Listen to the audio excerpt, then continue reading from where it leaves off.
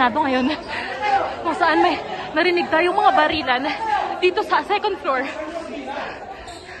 Namamatay-matay ang ilaw dito. Hindi natin alam kung bakit. Hindi natin alam kung NBI ba o mga miyembro, security ng Senado ang nagbabarilan. Wala pang nagpapaliwanag sa amin kung anong nangyayari.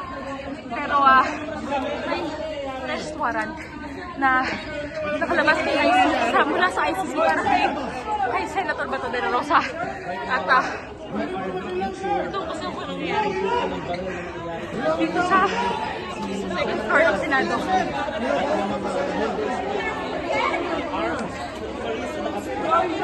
Hindi may nakita tayong mga security ng Senado na nagsusuot ng vest at ibang sa kanila ay may dalang mga baril.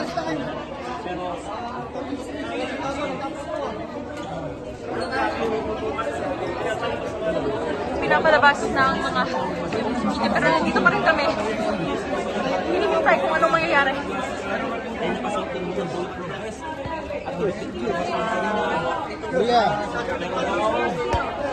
General! Sir Mau, ano lang po yung nangyayari? He is not giving any information for now. Ang ginagawa lang ngayon ng mga tauhan ng kasama is pinapasecure muna ang lahat ng media.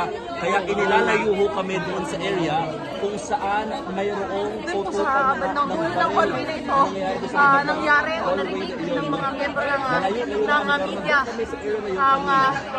ang barilan. Wala doon, pinapalabas na po kami.